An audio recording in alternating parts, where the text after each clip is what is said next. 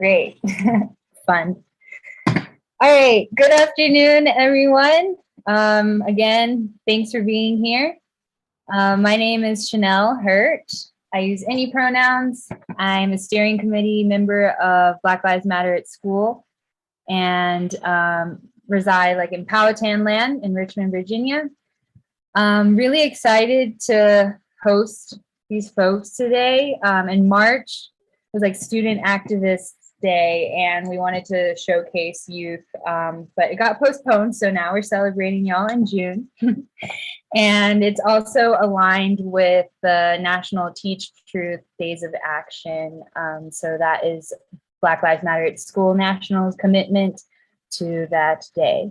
I also just want to introduce my fellow steering committee members, Tamara Anderson and Lisa, if you want to give a quick hello.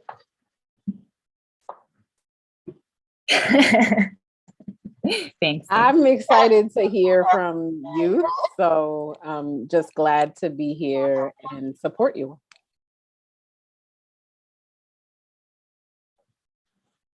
Thank you, thank you. I'm gonna start with a land acknowledgement. And then we will have our presenters go. They'll have about 10 minutes each.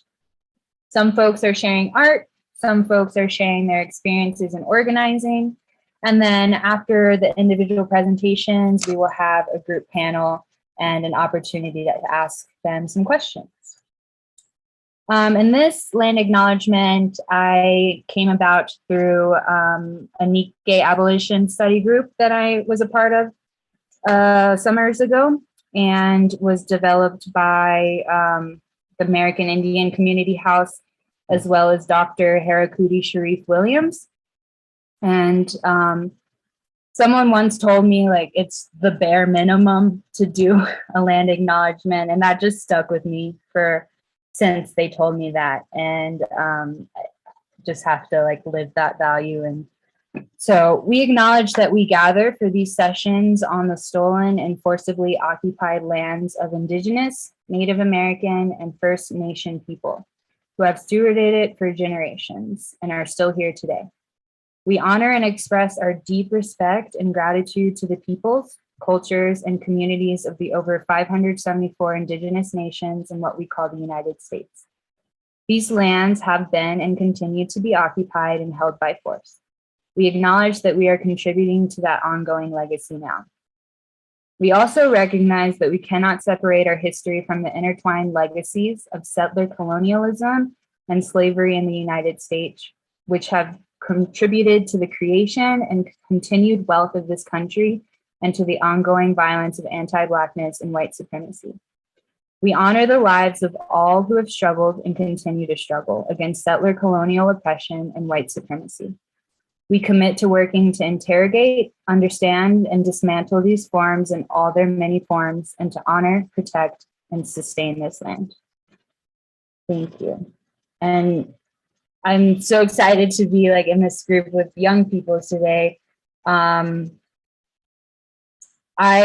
personally don't get to be around younger people too often, so I feel very privileged and grateful for you all making this time. And this afternoon, we have participants from Washington, D.C., all the way to Washington State. And I really wanted to be able to say that. And, so thanks for pulling through and showing up for us. Really appreciative of you sharing your time and your experiences and your creativity with us. So since we got a late start, just going to hop right in. And we're going to start with some presenters. We are going to start with Alexis, who will be performing a live spoken word. Hi, everyone. Thank you so much for having me. My name is Alexis Buru. I use she, her pronouns. I am a junior, almost rising senior from Seattle, Washington. I am the first vice president of the Washington NAACP Youth Council and do a lot of work around educational equity and racial equity within the school system, as well as some other stuff. So today I will be performing a spoken word piece titled Systemic Failure. There are too many things wrong with the world.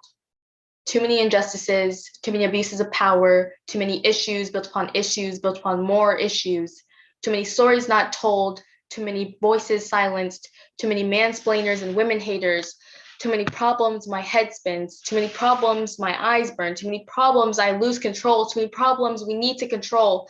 How do we control the chaos we call modern society? Who are you? Where am I?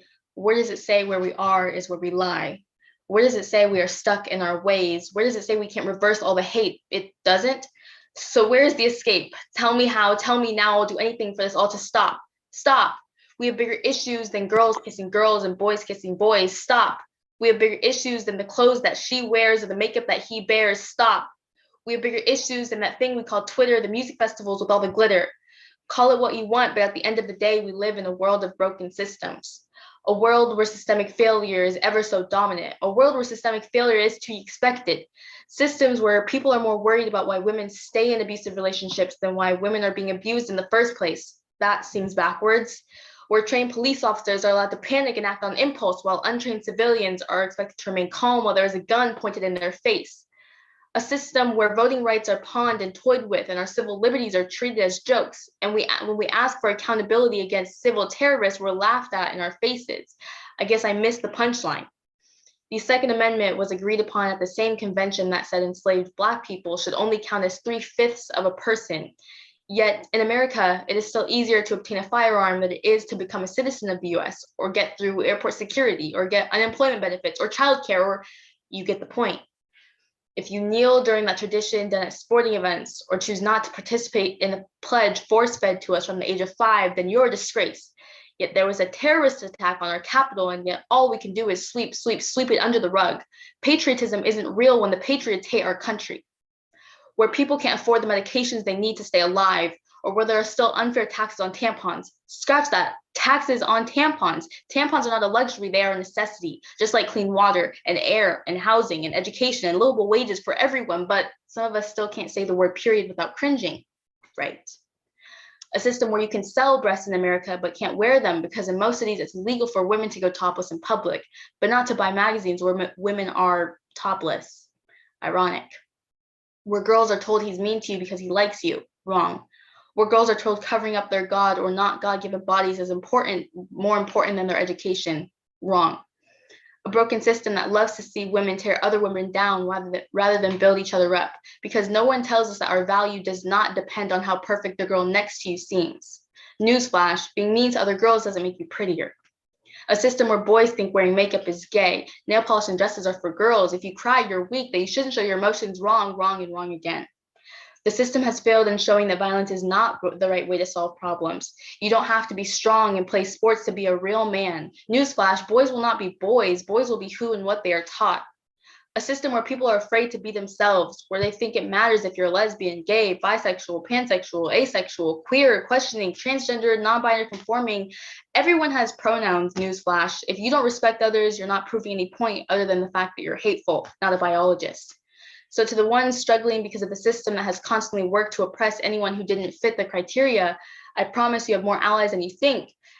How do we control the chaos we call modern society? I'm sorry, I've been telling you all lies. The system is not failing, it's working exactly as it was meant to, like a well-oiled machine, but that only means we have some dismantling to do, because from the words of Angela Davis, I am no longer accepting the things I cannot change, I am changing the things I cannot accept. Thank you.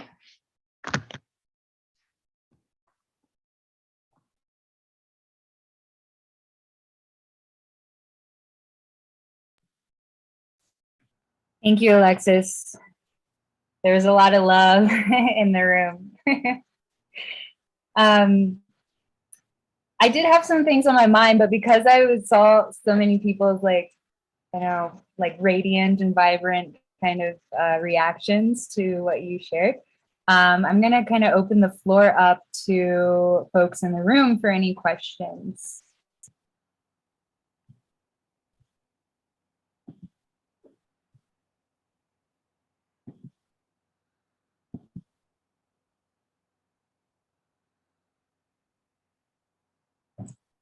And y'all can sit on some things a little bit. Yes. And I think it's important, right, to like, kind of have that space after performances to sit with it. And like, it gave me chills. One question that I stuck with when listening to your piece was, who are you and where do you find yourself? So I kind of want to ask you that question, like, who are you and where do you find yourself? I appreciate that question because I feel like it's something that I have to reassess every day and ask myself all the time. I think what feels authentic at this moment is acknowledging that I am a person. I'm a girl who was born in Nebraska and moved to Seattle when I was 7 or 8.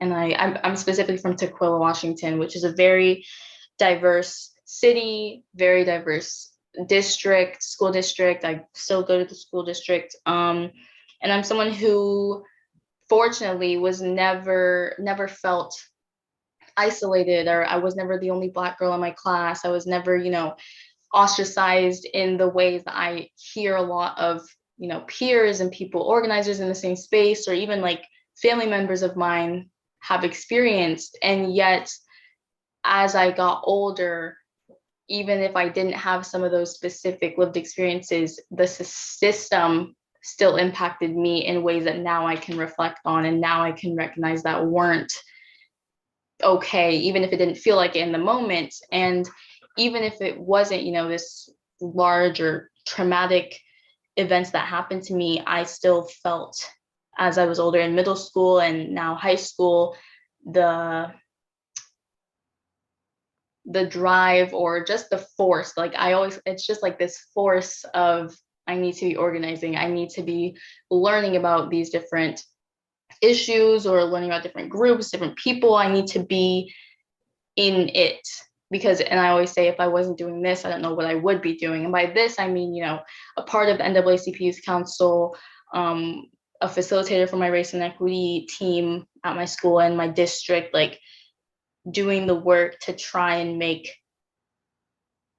my district, my community, the world, whatever it is, better. My experience and my peers' experience is better. And so I am just a person who feels the most fulfillment in knowing that I'm doing something purposeful for my community and like building with my community.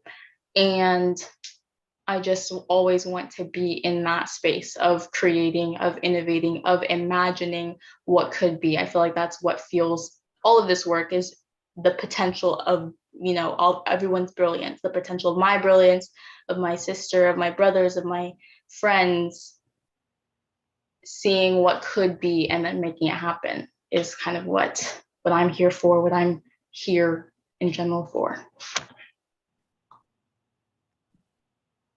Thank you. Well said. Are there any comments or questions in the group? Because I do have one more question before we let you go, but I want to open it up to others. Yes, that's a great question. So Ahmad asked, how long did it take you to create your piece, Alexis? That's a good question. I first wrote the piece a few years ago, and I definitely was heavily influenced by it. Those aren't like all of my words coming out of my head. I, created it, the format and the themes being put together, but a lot of it comes from like organizing spaces and activists and, ideas that I had to learn from somewhere. And so it was kind of like putting puzzle pieces together.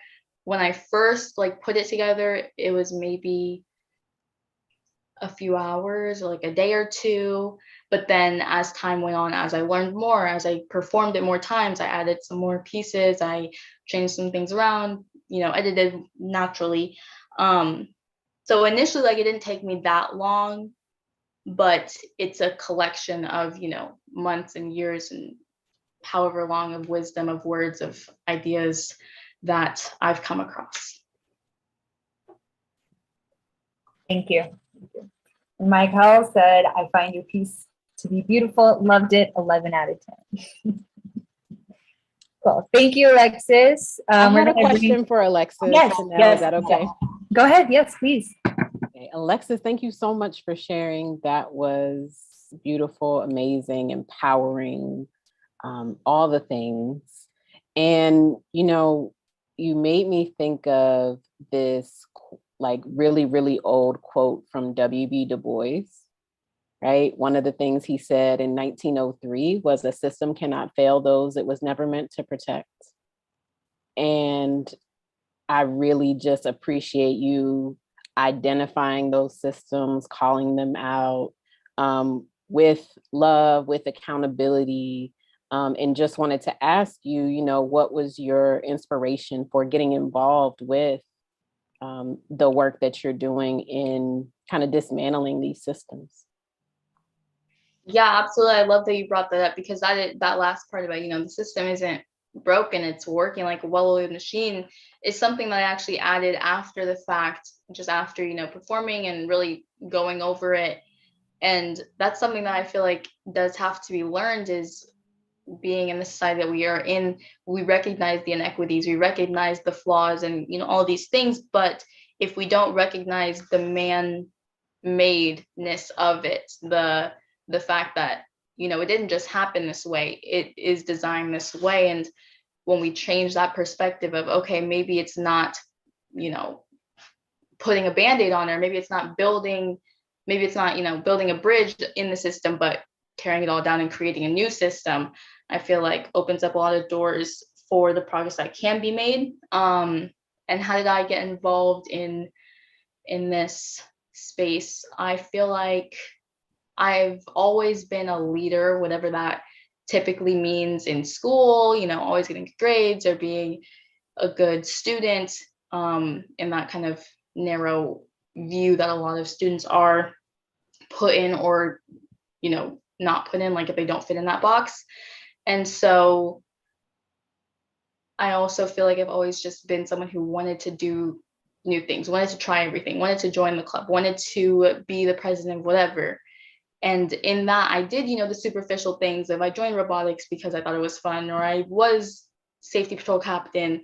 But when I got to middle school, there was a race and equity club when I was in sixth or seventh grade. I joined it not really knowing what it was. I wasn't that privy to it, and I was pretty quiet, which wasn't maybe the norm my first year, but I definitely knew I wanted to stick with it. And so the next year I was like, okay, I'm going to join again. I'm going to be more active.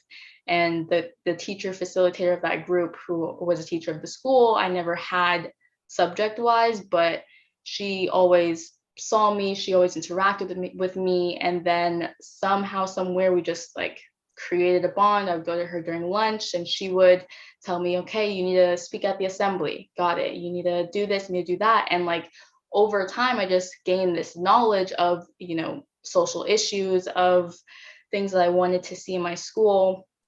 And that teacher is really who I owe a lot to, because she's the one who connected me with the NAACP Youth Council, with Washington Ethnic Studies Now, which is another group I'm a part of. And it was just those one email interaction or one event that I went to, and I'm like, okay, I'm here and I want to do more. And it started in 2020, everything was virtual, where I could actually not just imagine or do things locally or want to do things, but actually do them, actually join these groups, actually, take part in these initiatives and create. So it was just that kind of one step to actually do it that was built upon, having that passion inside me, and I just never have stopped. Thank you for answering all of the questions so concisely. It's been really a pleasure to get to know more about your background and what inspires you to create. So we are going to move on to the next participant, and Alexis, just stick around for the group panel and look forward to hearing more from you. All right, so next we're going to have Elijah from Virginia present, and he'll have an opportunity to introduce himself and share a bit about his organizing experiences. Take it away. Hey everyone, my name is Elijah Lee. I want to first just thank you, Alexis, for that phenomenal piece. I was sitting on the other end of my screen and I was just floored. So thank you so much for sharing that with us.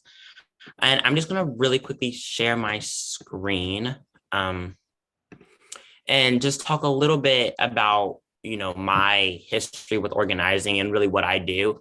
I titled this presentation Youth at the Table, just because over the course of my activism and over the course of me doing what I do, that has become such a pivotal role in it. And having our youth at the table as a collective, as a unified front, has become so important. And I think that through my activism, I've seen the importance of that unity and of that just love and cohesiveness. And with that, here's a little bit about me. I am a proud biracial young man. I am 14-year-old and I'm a rising freshman. I am originally from a low-income community in North Carolina. I am one of 4 children and I am the proud product of a single parent household. And I am currently resident in Chesterfield, Virginia. And so now that we've kind of covered the basics, here's a little bit just really about my awakening. I started my activism, or technically I started learning about my activism when I was in the 1st grade, when a friend of mine confided in me about their abuse. And as a 1st grader, right, we have this idea that our world is perfect. We have this idea that everything around us works as this collective measure and that people share love and kindness, and outside of the everyday school bully who was just picking on someone for no reason at all, I thought that our world was perfect. I thought that there was no problems in our world. And that's something that I really began to recognize. And as I grew older and learned about the systems that really impact America, I learned how purposeful that was, right? Growing up in a low-income community, surrounded by Black and brown students, going to a charter school that was built on a peanut field, because we didn't have enough young people going to college, people in our area going to college, I recognized that that was purposeful. Right? I wasn't able to fight a system that I knew had wronged me. And I think that was something that I really kept in mind as I continued my life.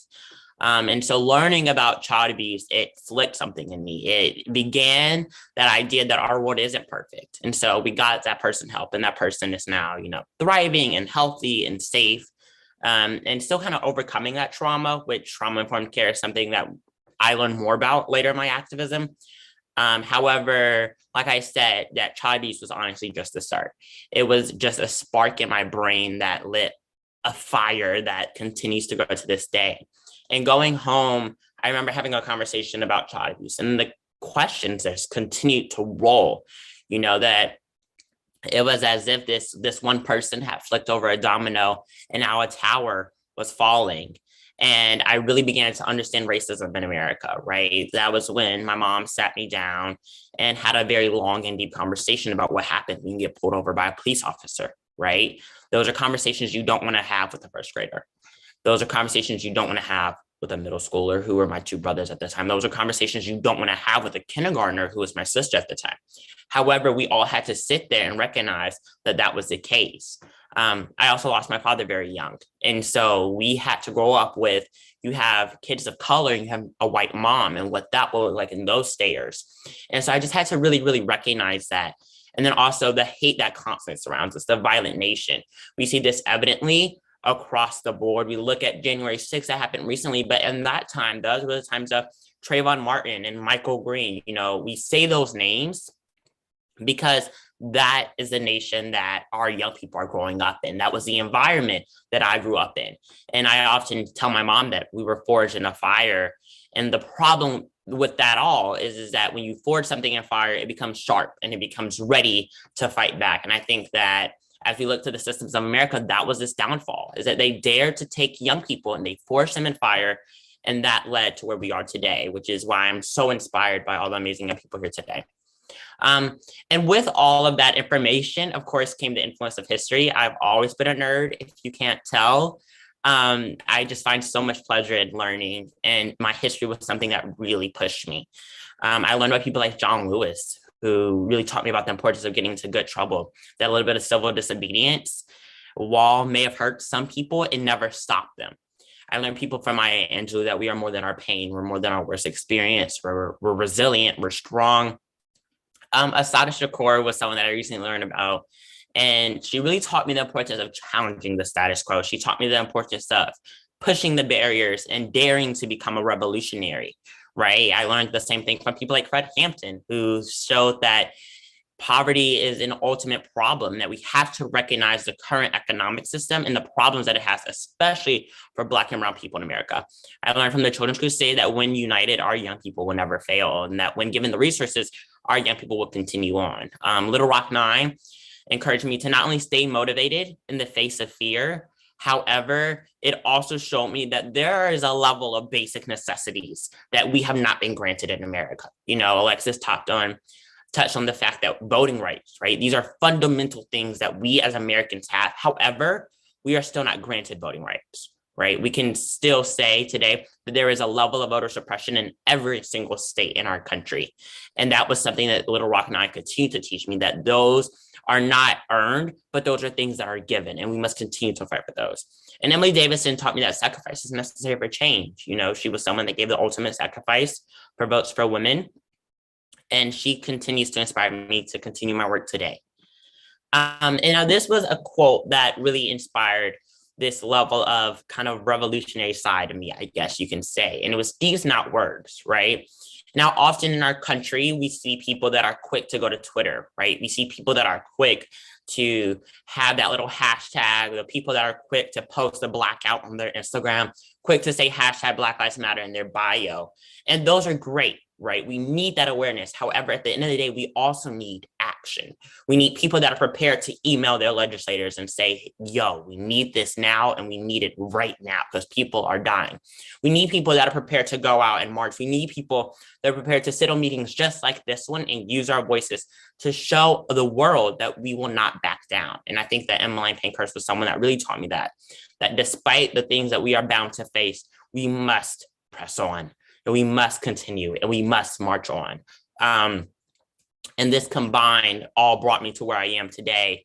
And when I was 9, I believe, I led my very first child abuse awareness march in my community of Roanoke Rapids, North Carolina.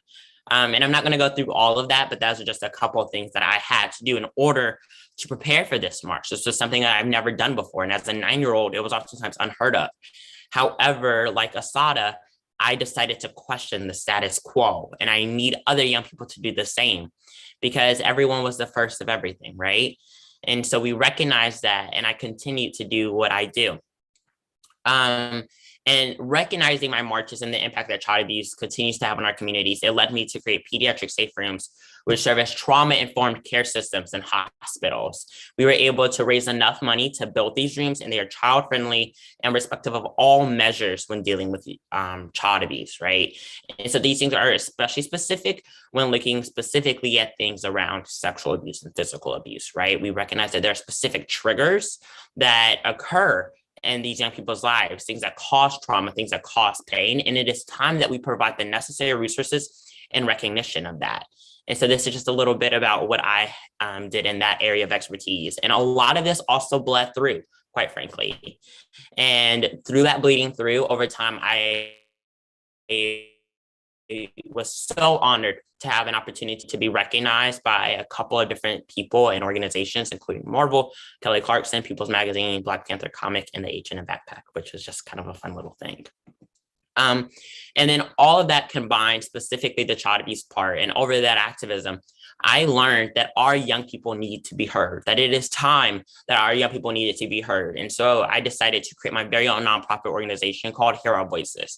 And Hear Our Voices is dedicated to the empowerment of all young people. And we do this by supplying with them necessary resources and funding to make sure they have the ability to get involved in their community, right? We recognize that specifically financials have a massive impact on our young people's ability to get involved.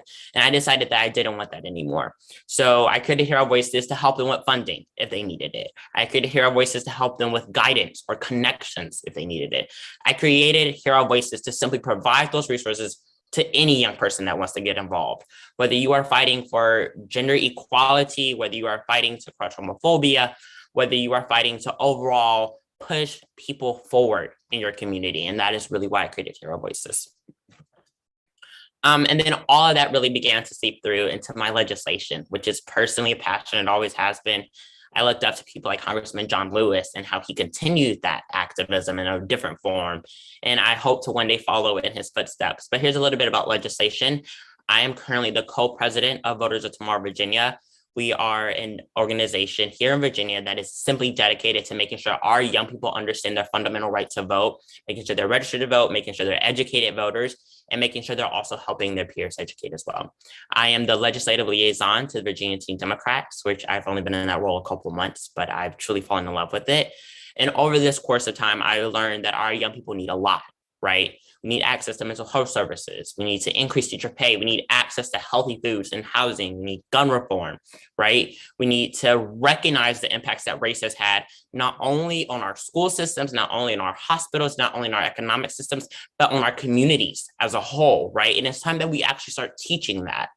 I was able to visit the General Assembly, and through all of this and recognizing this, I hopefully help secure some youth voices at the table through some of the work that I did and bringing other young people to the General Assembly as well. And so that's just a little bit about my life and a little bit about my organization efforts and mobilizing and doing things of that nature. I am again so grateful for this wonderful opportunity, and over to you all. Thank you, Elijah. Amazing work. I admire like your lifelong experiences and look forward to like learning from you and continuing our relationship in the future. Just for time, we're going to move forward and then we can kind of have questions for you in the group panel as well. I appreciate you putting together that presentation. Thank you. All right, so next we're gonna move over, actually in the DMV area as well. Let's see. We're going to Washington, D.C., where Ahmad is a resident, and he will be sharing a recorded spoken word called Shoot for the Stars.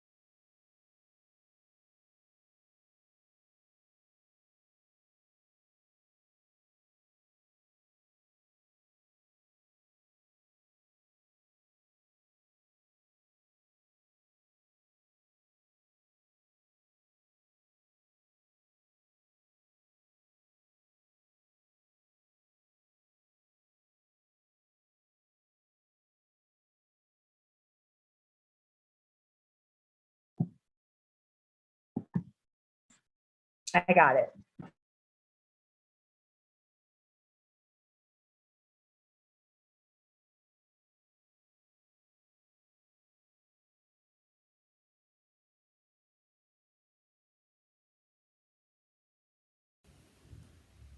Hello everyone, my name is Ahmad Woodard. I am 23 years old and I am from Washington, D.C. I am a rapper, poet, and songwriter, and I would like to have the honor of presenting a song for you all entitled Shoot for the Stars. Instead of shooting for the stars, we shoot at each other, putting a hole in the heart of another mother. Instead of shooting for the stars, we shoot at each other, the same skin color, but he don't think I'm his brother. Instead of shooting for the stars, we shoot at each other, putting a hole in the heart of another mother. Instead of shooting for the stars, we shoot at each other, the same skin color, but he don't think I'm his brother. You see, the last shall be first in this wicked land. I tried to tell my brother, man, but he don't understand that there's a plan, because we don't have the upper hand. You can't get smoke ripping that toast caught up in the jam, because these times are harder. Don't have no father, so you go to the block for guidance, thinking it's harmless until it attacks you. Lay flat on your back since you chose to just lack anywhere with all. Now they gotta bury y'all. Can't you see the smog? Yellow tape and white chalk. The porch I ain't jump off just to see these things. I come from DC, where bullets take our kings. Instead of shooting for the stars, we shoot at each other, putting a hole in the heart of another mother. Instead of shooting for the stars, we shoot at each other, the same skin color, but he don't think I'm his brother. Instead of shooting for the stars, we shoot at each other, putting a hole in the heart of another mother. Instead of shooting for the stars, we shoot at each other, the same skin color, but he don't think I'm his brother. You see, I'm 5 years removed from high school, but the body count rises due to gun violence from the classmates I lose. Got me so confused. Because 1 minute I see them walk across the stage. The next second I have to walk across their grave. This gun violence is something that I can't explain. Going to college, but the streets is calling for their names. So much potential that was never fulfilled. When you shoot down our dreams, it's now easy to kill. Depression is like a gun. We keep it concealed. Can never open up because we close our mouths. Is the love enough when there's no love around? How about we put our hands up and put all the guns down? Instead of shooting for the stars, we shoot at each other, putting a hole in the heart of another mother. Instead of shooting for the stars, we shoot at each other, the same skin color, but he don't think I'm his brother. Instead of shooting for the stars, we shoot at each other, putting a hole in the heart of another mother. Instead of shooting for the stars, we shoot at each other, the same skin color, but he don't think I'm his brother.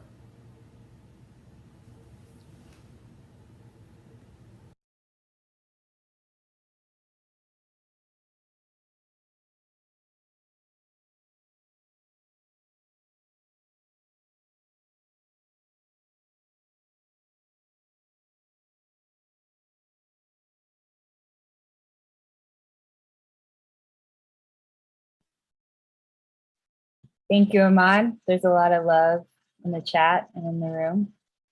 Could you give us an introduction, introduce yourself, tell us where you're from and what you are up to and what you do? Hello, everyone. First off, thank you all for the love. Thank you all for this platform. I am honored to be here with such an amazing group of people. I'm inspired. Once again, my name is Ahmad Woodard. My artist name is Ahmad, but I am a songwriter, rapper, and poet, born and raised from Washington, D.C. I use my music and my pen, my words, and my voice to spread certain things to be talked about, really, to be spoken about, to be shed as far as the light on it. So this particular piece that I share with you all, or song entitled "Shoot for the Stars," it meant a lot to me because, of course, I'm speaking on gun violence, but specifically I'm speaking on gun violence within my community. So, as you know, I really just use my words, my music to speak on things that matter to me. And I'm once again glad to be here. Yes, thank you. It was a powerful piece. I've watched it a few times, but I still get chills. Thank you. So you mentioned shoot for the stars. Right? So how do you, Ahmad, shoot for the stars? Wow, that's a great question. For me, I shoot for the stars through going after my dreams, being a dreamer, being someone who carries that same fire like my previous peers who just shared, Alexis and Elijah. I shoot for the stars by carrying that fire and carrying that passion for things that I'm not only passionate about, but things that I desire to have change in our world, whether it be just from my community or on a grander scale point. So that's how I shoot for the stars, through dreaming and through making change in any way that I can. Yeah, great. I also really appreciate the repetition of the chorus, right? You mentioned it's a song. Like, what effect do you think that repetition has, like, in your art and in this piece? That's a great question. Off the top of my head, I feel like people a lot of times really try to separate poetry from songwriting and or songs, when really, in my opinion, and just through my extensive amount of studying the craft of both poetry and songwriting, some of the greatest songs, when you strip away the musical aspect of it and just read it from the lyrical aspect, you can see the poetic value within the words that the artist is saying. So I tell people it's a spoken word piece, but it's really a song. But it can fit into a spoken word realm.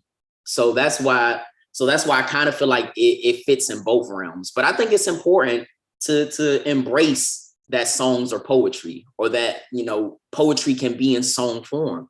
They're both the same, at least how I view them. Yes, I think I view it in similar ways. Like, I think that's what draws me into, like, art, is the versatility of it and the multiple meanings of it. And yeah, so thank you very much. I'm looking forward to asking you some more questions in the group panel. But yeah, thank you for sharing your powerful piece, and looking forward to our connections in the future.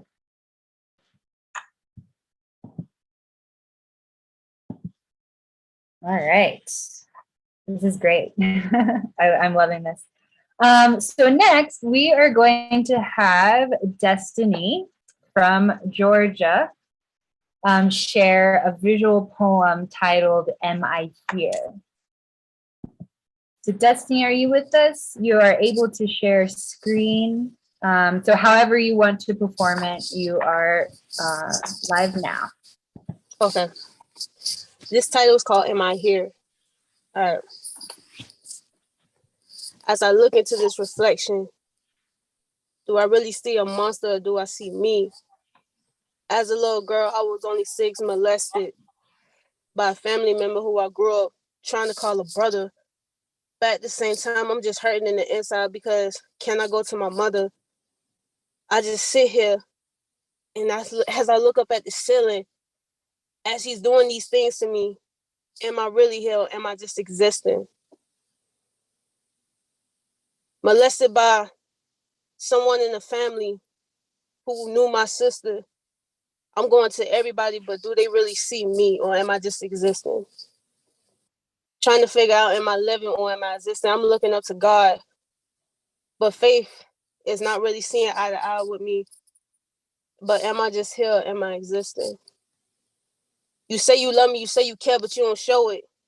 So I look around to my people as if they know it. I look around to people who I used to know, but they don't see me. I reach out my hand to everybody, but can they really reach me? I'm trying to fix everybody, but I'm not really fixing myself. But as I'm drowning in these tears, can I really see myself? Trying to reach up to the shore to get some air in my body, but can I really see me? Do I feel myself, or do I feel this pain in me? Am I really here? Am I just existing? Are you my friend or my brother? Are you a foe or a snake? But can you really see me, or do you really feel my pain? Because all you doing is talking but not showing no actions. But I cannot see the satisfaction. So as I look into this deep, cruel world, and as I'm trying to find myself, can you really see me, or am I just existing? In your eyes, or in myself?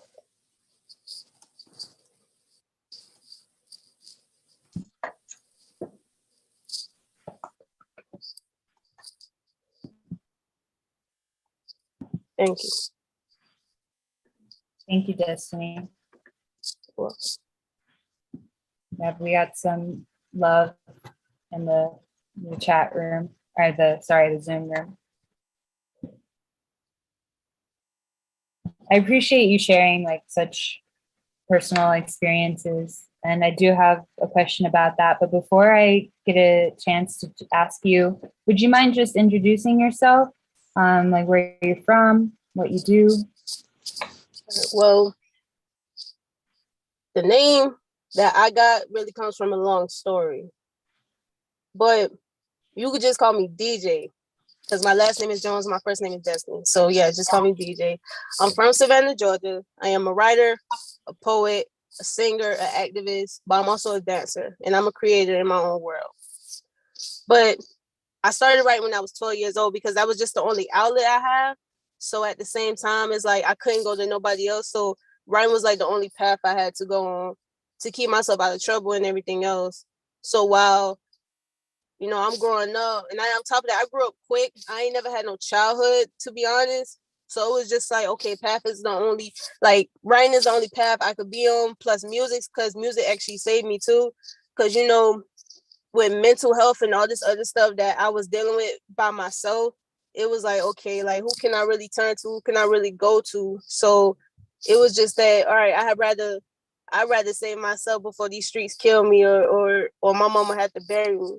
So it was like, let me just stay on this path and just be tunnel vision with it. So ever since then, I've been writing and I've been getting better like more and more. So yeah.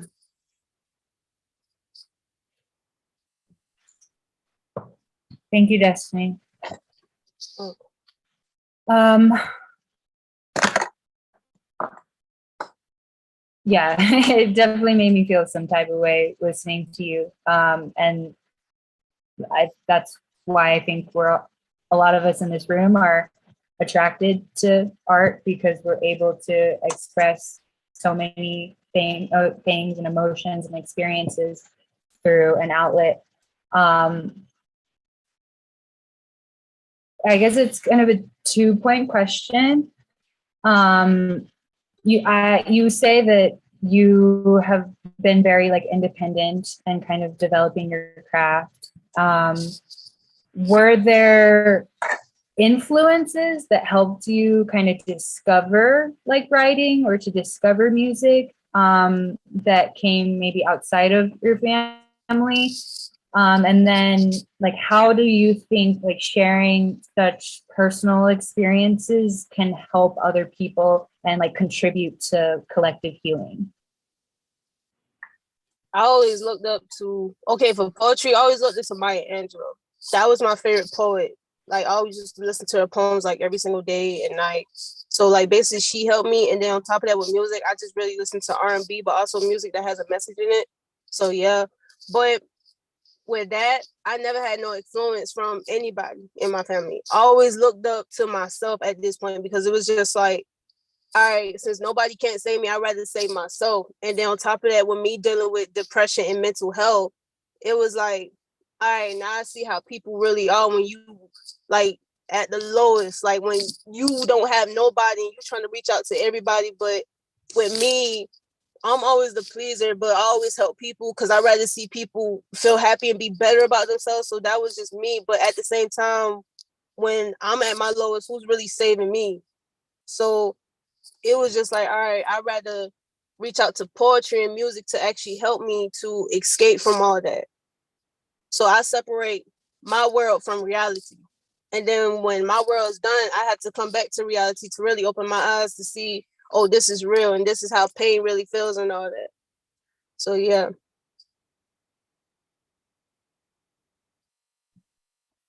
Yeah, I think a lot of us can relate to that, like being in our own world to disconnect from reality. I think like I purposefully do that, you know.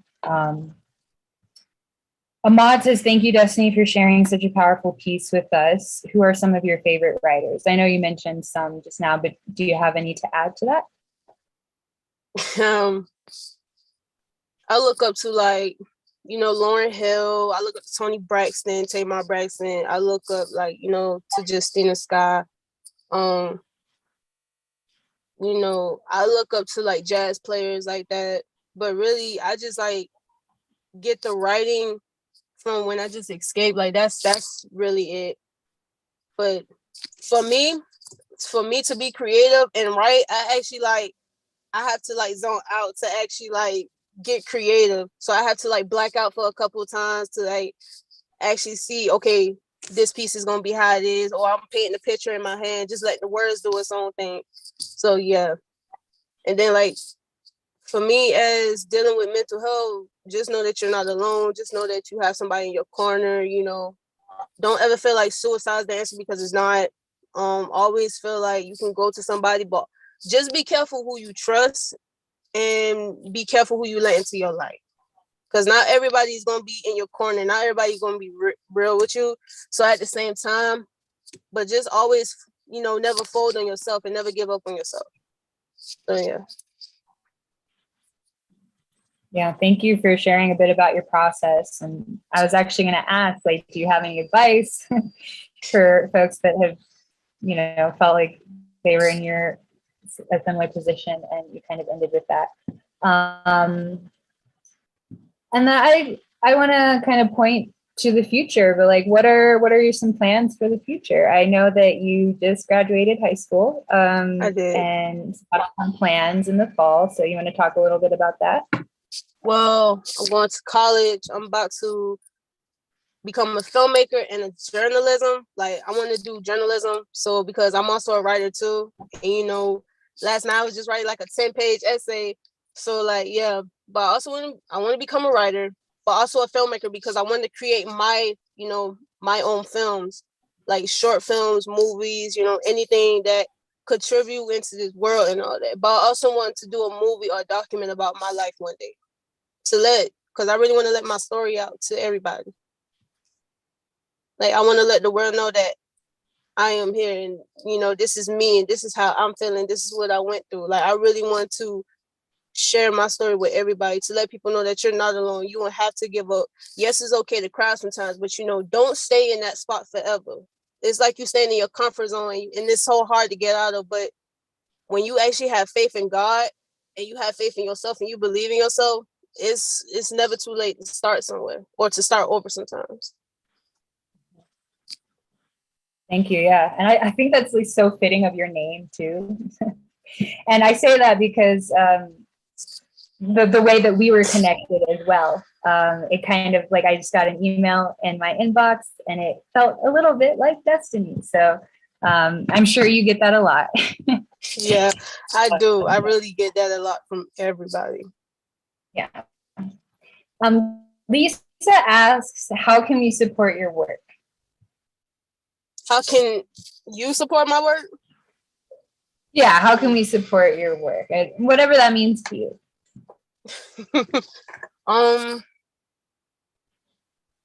Nobody never really asked me this question. Yeah, I'm with the Deep Center too. So basically, I put my work on social media, but now I'm off social media. So basically, I have to like send you guys my some of my pieces and my art to actually see. Like if y'all want to post it, y'all can tag me in it. Y'all can. I'm about to start a YouTube channel, so that's going to be up very soon. But just just be supportive. Just be here. Like hear my voice. Like I'm here. Like I'm human too. I speak. I do all that. Like I'm just not living. I'm existing also. So, but just do whatever y'all can to support me. Thank you. And I would do the same for y'all. I would support y'all too. I know that's right. Yeah. Thank you. You're welcome. Stick around for the group panel and looking forward to further discussion. Yes, ma'am. Thanks. All right.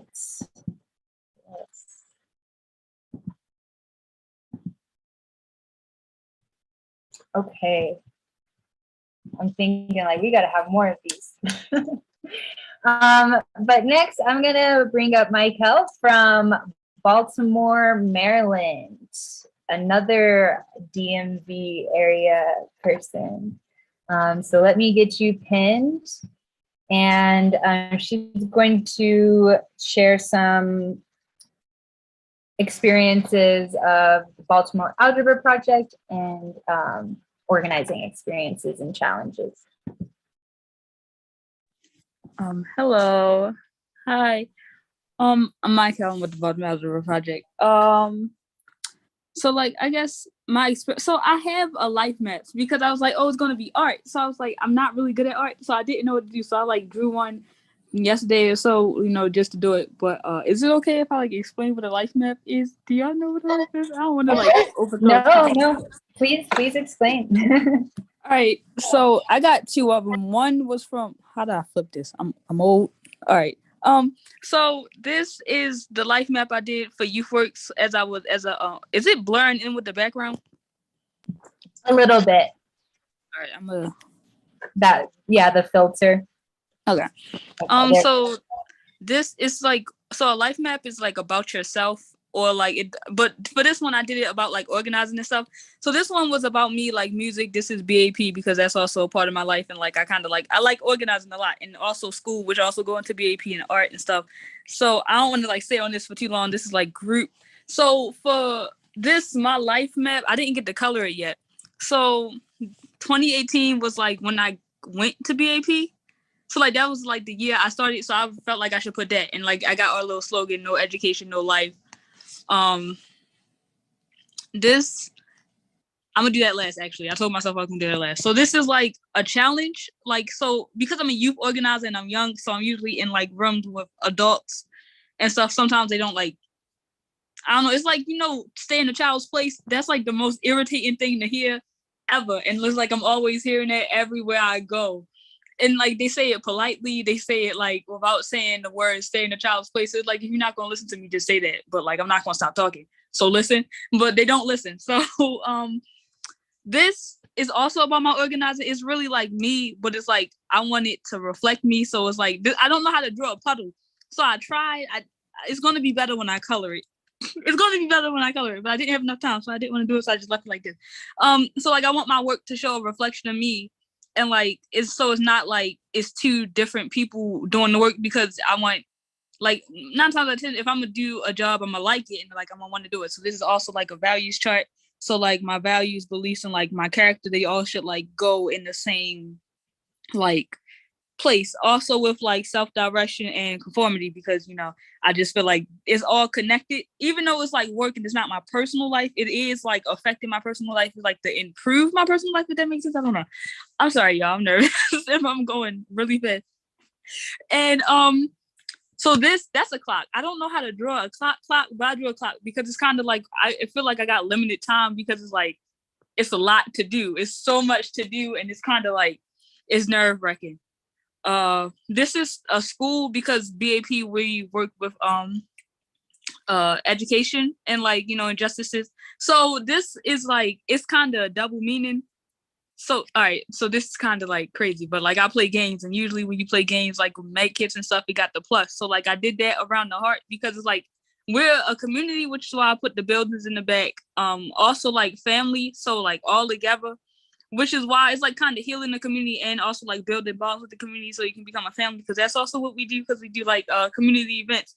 And this, it's like it says law, but like it's broken, but I didn't want to like have random spaces, so I did dashes, because all right, I'm not breaking the law. Wait, I'm not breaking the law, y'all. I promise I'm not breaking the law. But it's like, so not, it's like I don't know how to say this without saying it, but I'm gonna say it. It's like I feel like the laws we have now is like they was made so long ago.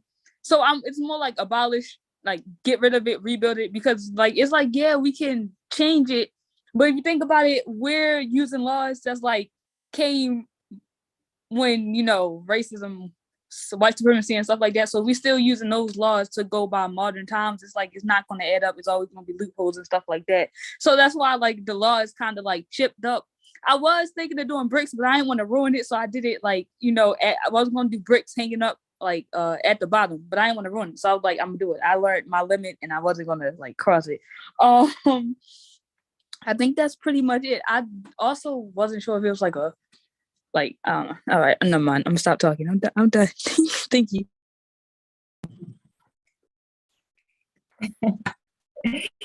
Thank you, Michael.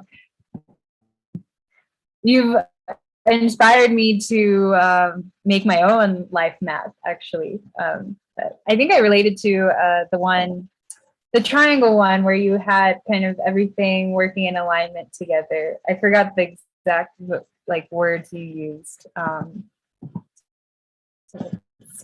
Values, beliefs, and character. Yes. Because I think that's been a big project of like mine personally, but also kind of as a group of Black Lives Matter at School National. We've kind of been like reevaluating our values and what that looks like, you know, to live your values and principles.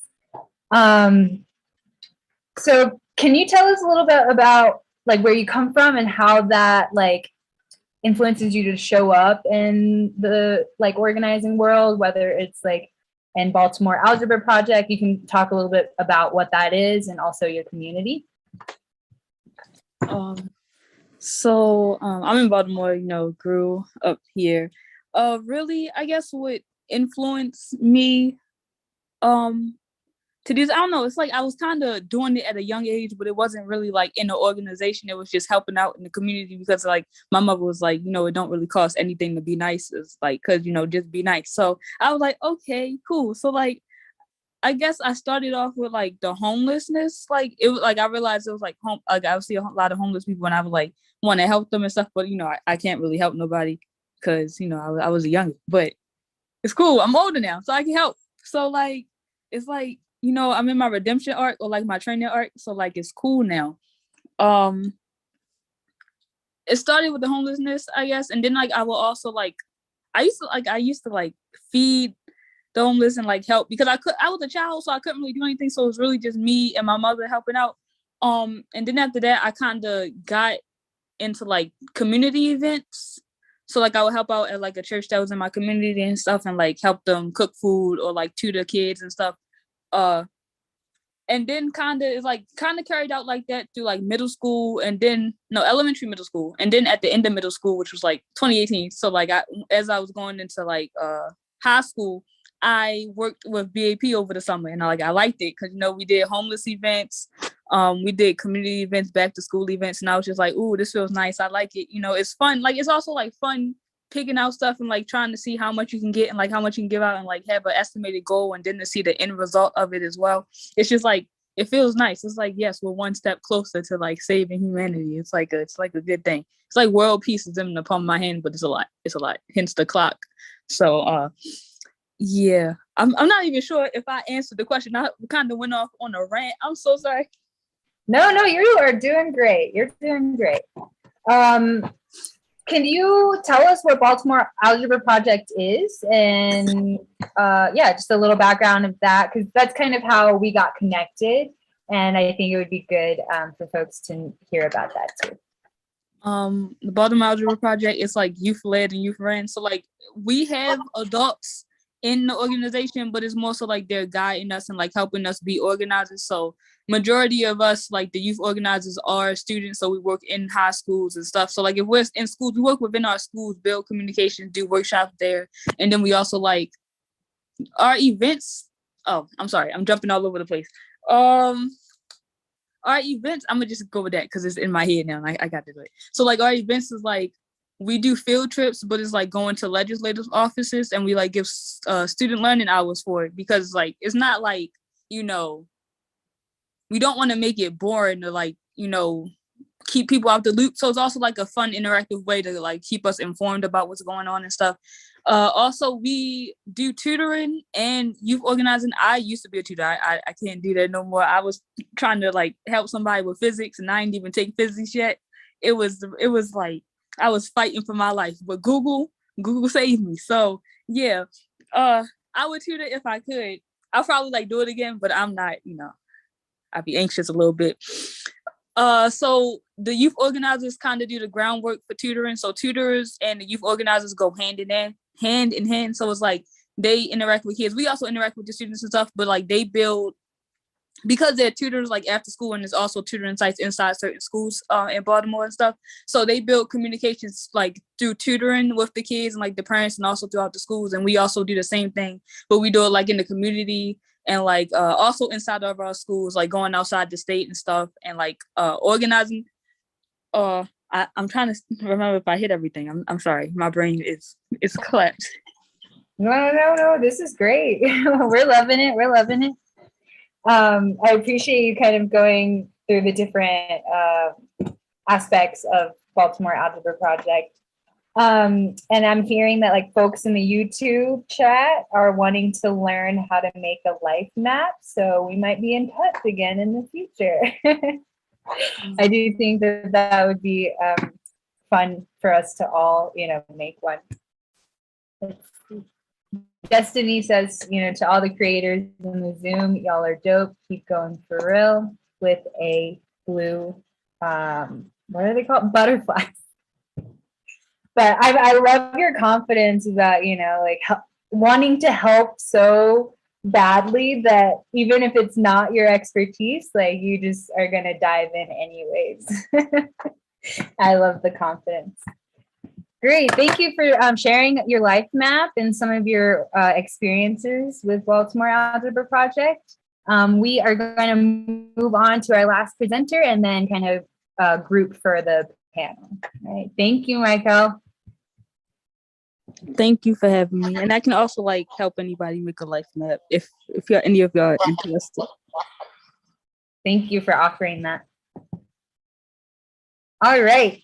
And next, we have Aaron from Iowa.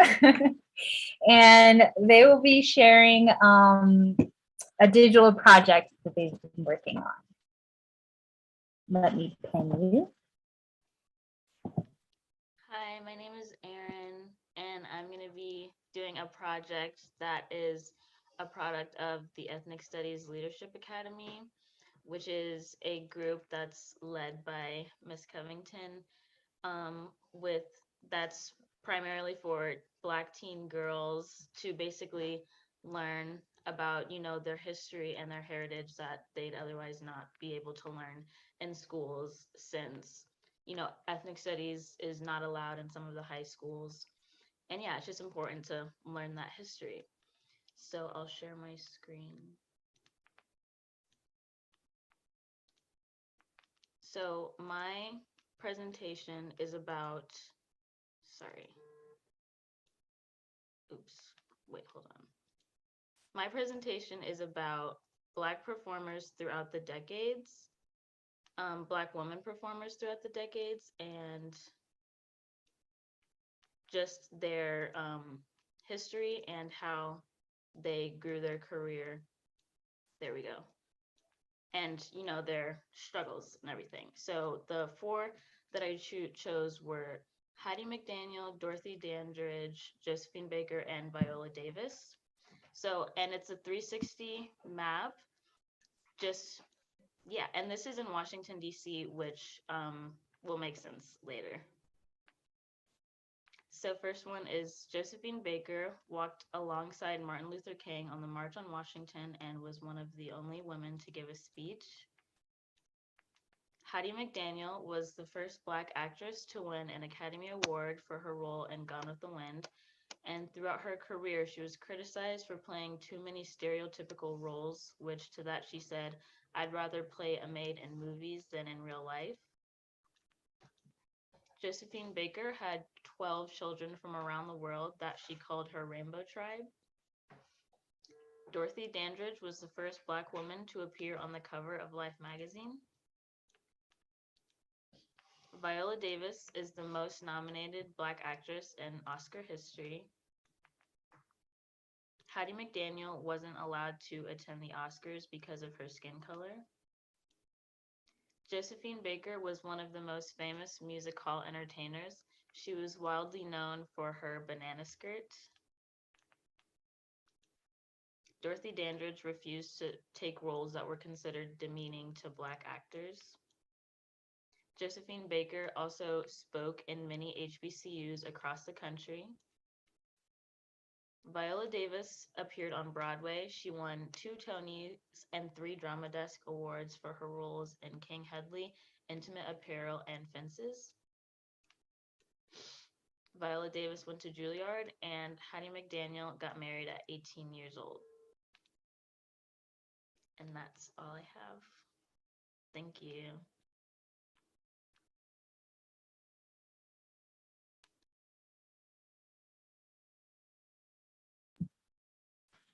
Thank you, Erin.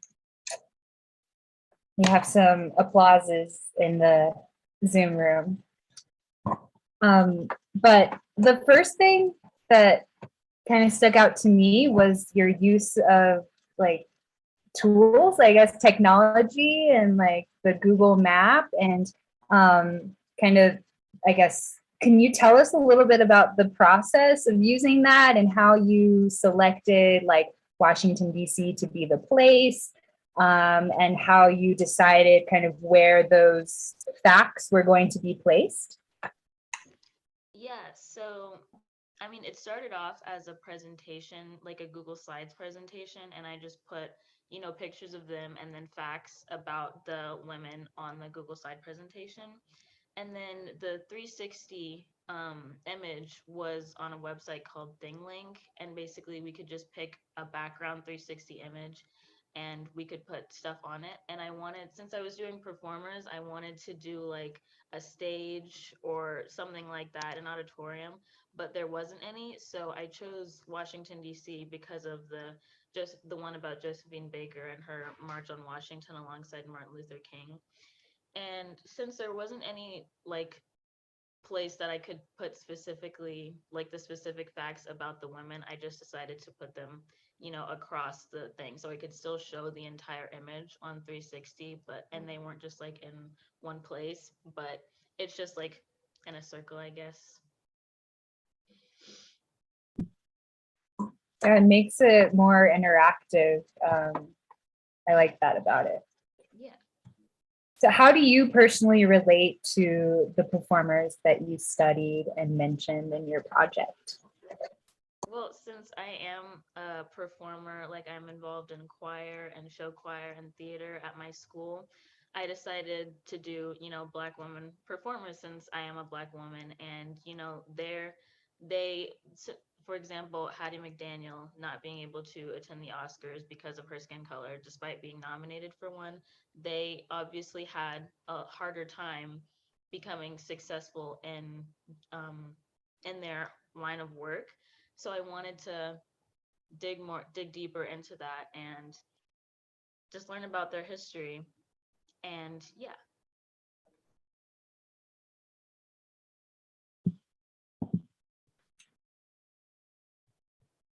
And then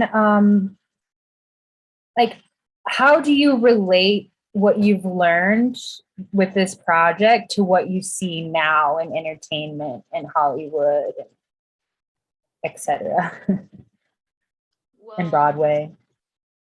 Like, I guess seeing the progression from, people not being able to attend awards that they're nominated from to a Black woman being the most nominated actress in Oscar history and being on Broadway and everything. I think seeing that progression was really cool for me and really important since I didn't know a lot of the facts. I didn't like know who most of the women were, and I didn't know a lot of the facts about them. So being able to look at that timeline of progression throughout the decades was really cool for me. And yeah.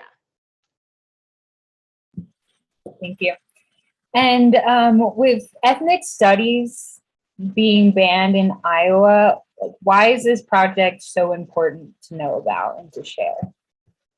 So that I can know more about my history and be less vulnerable, I guess, to the real world, because I feel kind of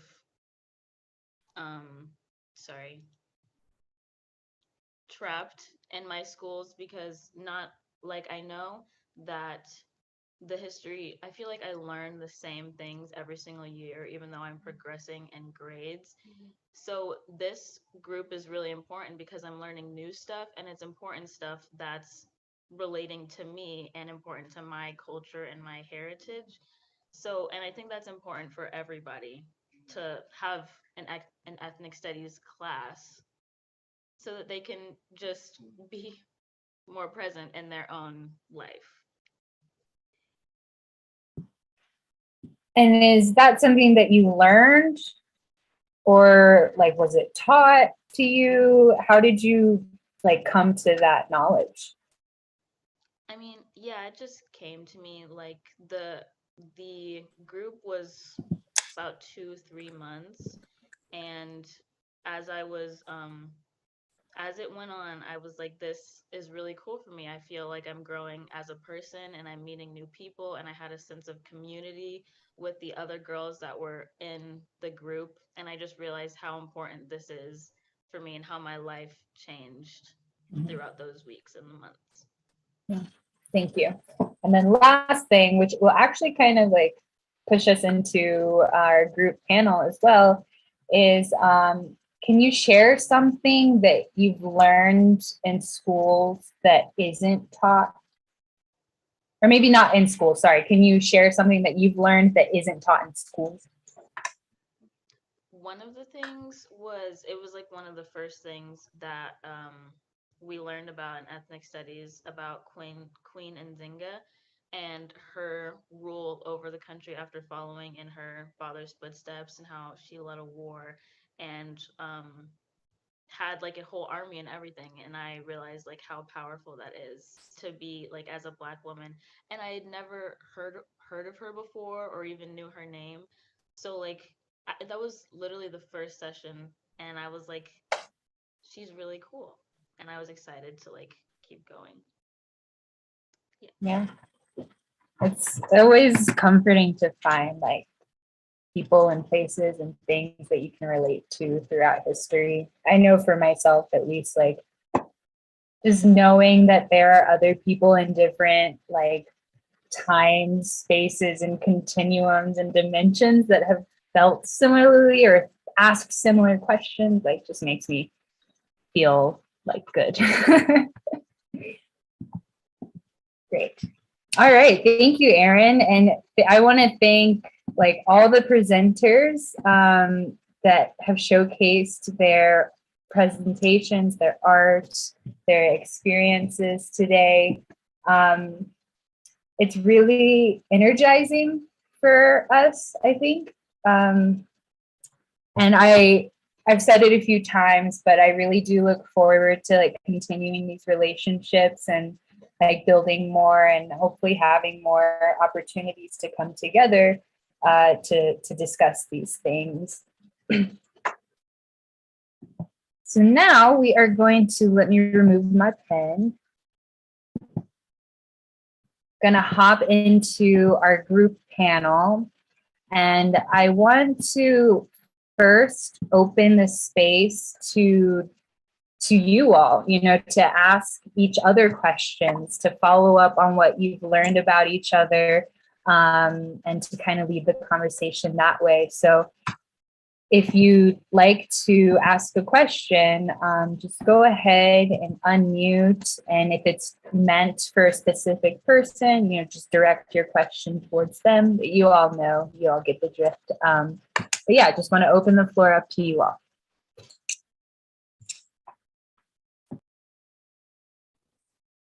First off, to all of my peers, you all are amazing. Like I said, I am honored and inspired to be here. Can everyone please share their IG handle in the chat? Because I would love to stay in touch with everyone and watch as we all continue to elevate and ascend. I just would love to continue to watch all you all's wonderful work that you are doing in this world. So please.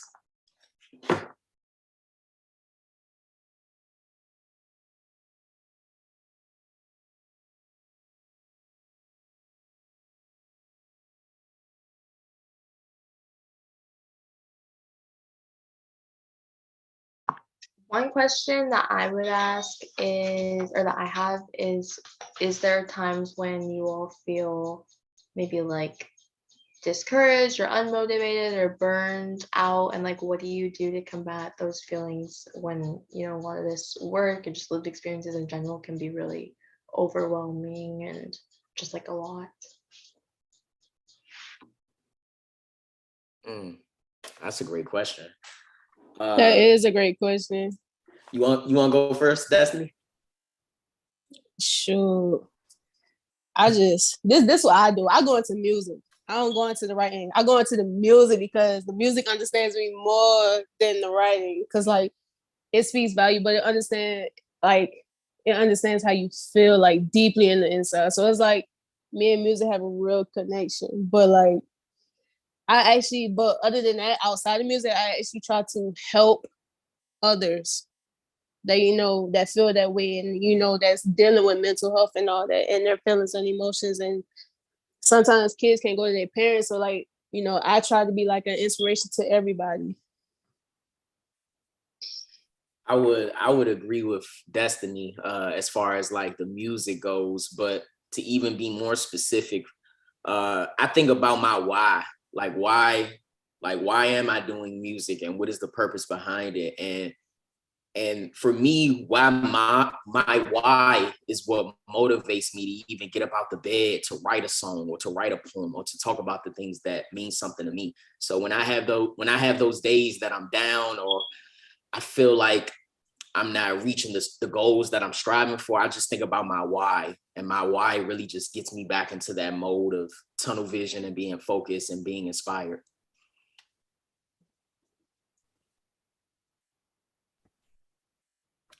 I guess I can go next. I think it's really easy to get discouraged in the work that we all do in our own different formats. I know when you're looking at legislation all day and we're looking at those types of things, every session, there's going to be hundreds of bills that you want to pass and simply don't, right? I know this session here in Virginia, we had a CRT bill that was blocked by 3 votes in the Senate. That was it, and so great, it was blocked. But let it be known that there are 3 people, and that is simply because we had the majority, is that there are 3 people blocking us from, not teaching about Ruby Bridges. And so I think that there's so much that can discourage us. However, I know for me, I found so much power in looking at each of those that have come before me. I don't think I've ever really seen myself as a sole activist. I think I see myself as a part of a community, right? We are just a new generation of people carrying on a torch, a legacy that has so much power. And so I think knowing that power and that joy, that courage, that tenacity runs through our veins, and we oftentimes hear that, we're Black kings or Black queens, and that's so great. But to know that being Black in America means you come from struggle, but struggle also means you come from progress. And I think knowing that pushes me forward. That reminds me that, it sucks right now. We're going to be honest. We're like, I don't like it. We're not happy. Bills get denied.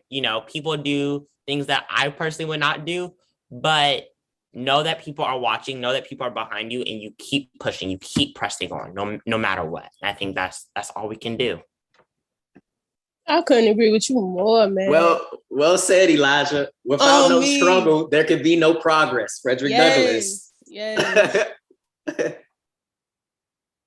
I couldn't agree more with you, man.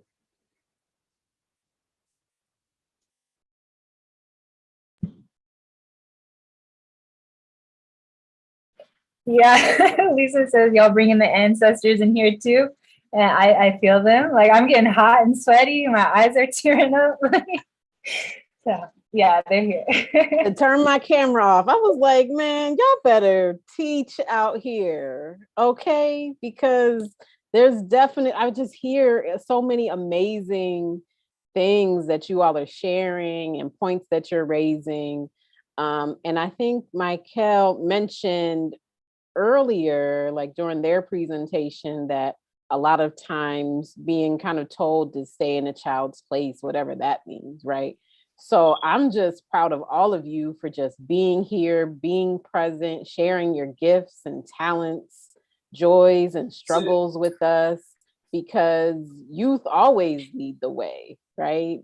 Dr. King was a young person leading the way. Ruby Bridges, right, that Elijah mentioned, was leading the way. And so you all are doing just amazing work. And I just would love to know how we, as a steering committee for Black Lives Matter at school, how can we support you? Like, what are some tangible things? Like, we can follow you, right? We can do all of those things. But what are some tangible ways that we can support you in your day-to-day work, whether it's activist related, music, activism related? Also, Destiny, I'm gonna need a playlist from you, you and Ahmad both, because it sounds like music is life. So, but aside from that, what are some things that we can do to support you on a regular basis? And anybody can start. Like, Mhm. you could share our word, like you can do that, but like, just let our voices be heard. Just let our messages be heard too across the world, because it's like we've been told, it's like we are forced to keep our mouth shut, and like no longer that. Like, we're really going through so much in America that it's like it's getting swept under the carpet for so long. But let our, like, for real, let our voices be heard. Let us open our mouth for us to actually let y'all hear us speak. Like, we want the world to know that we're here too. Like, we're fighting too. We're hurting. We're crying. Like, we're screaming. We're going to God. Like, we're here. Like, just because our parents are here, we're here too. We didn't ask to be here. We didn't ask for this life. It was handed to us. We didn't ask for these emotions. We didn't ask for these feelings. We didn't ask for pain, but it's here. And like, we want to give up, but at the end of the day, every day, like Ahmad said, it's a why. Every day is a question. Every day is a challenge, but every day is also a why. Why do we get up out of bed? Why do we go to school? Why do we eat? Why do we graduate? Why do we keep going? And like, you never question anything. You just have to keep your head up and keep going and keep fighting, even when you want to give up.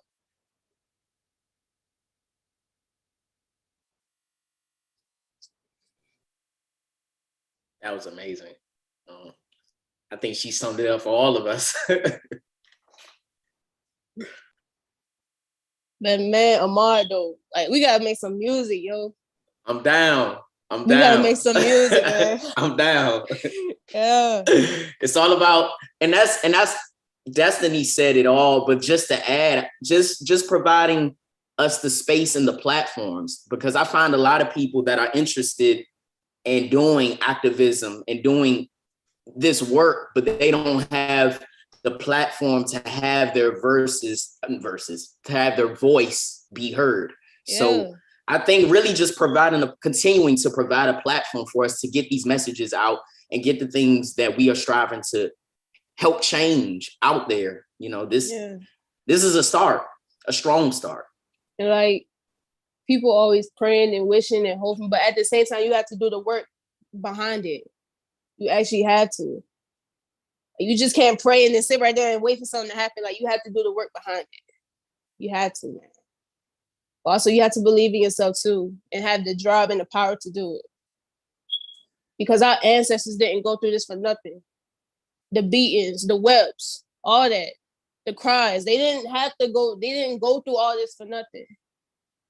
We're not here for no reason. We're here for a purpose. But all our voices, with one single message from all of us, can be heard. And we need to stop using social media just for attention or just to be seen. We need to be heard at the same time too. Stop using social media as a negative platform and start using it for a positive platform.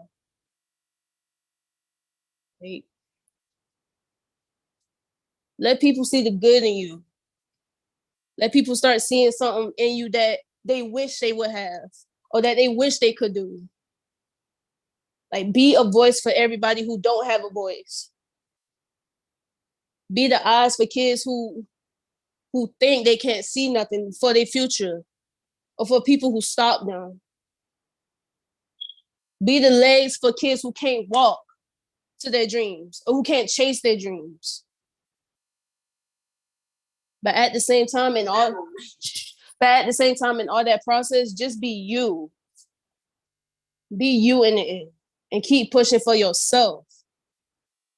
Don't let nobody, not even your own family, stop you from your dreams or chasing them or your goals. You also have to speak power and truth in yourself too. Because the tongue only speaks life and death, positive and negative. So like, just keep doing y'all. And to everybody in the Zoom call, I believe in all of y'all. I believe and hope in y'all. I believe y'all can do better. Keep going, keep striving. Don't let nobody or nothing stop y'all. And I hope I see all y'all in the future.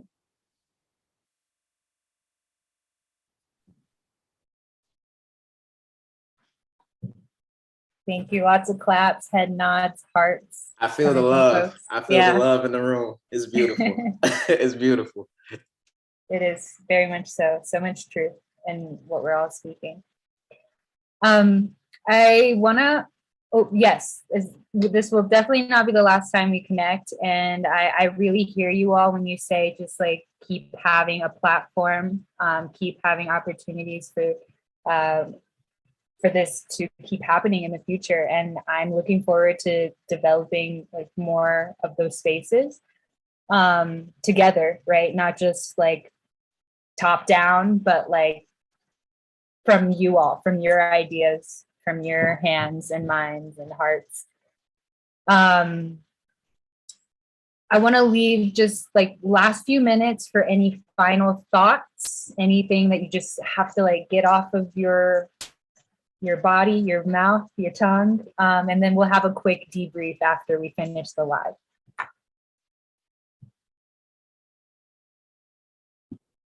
Once again, really just a thank you. Thank you to my peers who presented. Thank you to everyone who's behind this amazing event.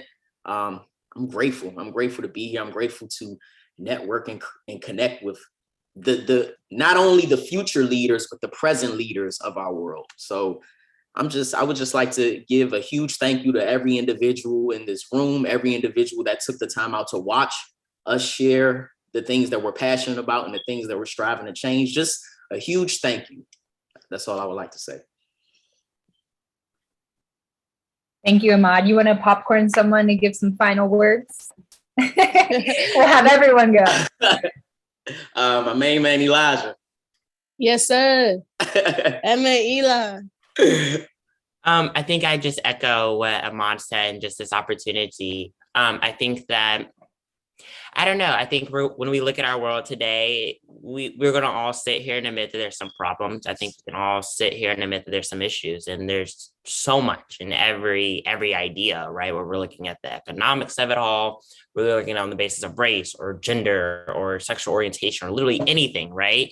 We know that our world is quite literally littered with problems. However, I say that with a smile on my face on purpose to know that I, for one, am not at all saddened. I, for one, am not at all discouraged. Not only because I have the opportunity to work in that field, but also because I have the opportunity to witness the very greatness that we have before us, right? And as we look at everyone here, we're each our own individual person. We're each, crafted in our own way. We are each a different rose that grew from the concrete, to quote my main man. However, through that, we also recognize that, we're destined for greatness. And I think that just recognizing that. So as we all leave this call, as the people watching leave, and as we ourselves leave, I thank you for this opportunity. But I'll also remind us that while the world may be scary and it may be terrifying and it may feel like we're crossing over a bridge that is nothing but wobbly, I remind you that we are nothing but bridge builders, that we are nothing but ground shakers. We are nothing but a bunch of revolutionaries who decided to come together with a simple idea and an idea for change. And I thank you for this opportunity. Thank you I so see much you for with the that, quotes. Elijah. I was I going to see say, you with the quotes. did you want to popcorn to someone getting lots of love from everybody, including Destiny? yeah, I think with that, I'll throw it to Destiny.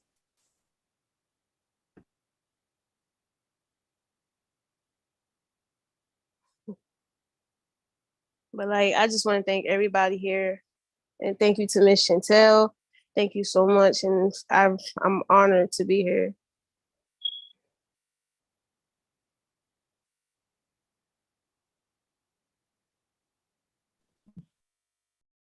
Thank you, Destiny. Likewise. You want to popcorn someone? We got 3 more folks left. To anyone who want to speak, but I popcorn everybody though. Like everybody did their thing. I give out love to everybody in this room right now. Y'all did your thing for real. Like keep your heads up and keep going. Thank you. Aaron, you want to give us some words of parting? Yeah, I agree with everything that was said. I was really nervous to go before here. Everybody's presentation was so good and so powerful, and I just thank you for showing and letting us see your art. It was all really beautiful. And once again, I love this sense of community. It's like my favorite thing to be a part of. So thank you guys for letting me be here. I can popcorn to Alexis.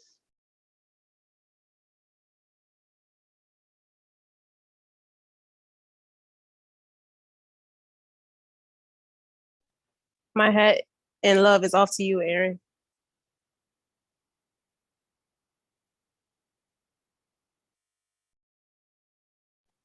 And guys, I don't have social media. I don't have social media at all, so I don't know how y'all gonna get in contact with me. So That's okay. Old school, like email, text, we got you. Michael, you want to share what you put in the chat? Are you available to speak? Yeah. I just wanted to say that as I put in the chat, it's like I'm really grateful to have this opportunity, and like I love connecting like this. I mean, I'd be nervous. I mean, yeah, I think y'all know, but try not to embarrass myself and stuff. So like, it's like I don't know. I'm really passionate about this, so I don't want to mess it up. But like, stumble. I gotta get this done because it's my job and I love it, so I gotta do it. So yeah, I'm really thankful to be in here with everybody and like share our voices and connect. And I hope we will be able to continue this as we make changes throughout the future. yes.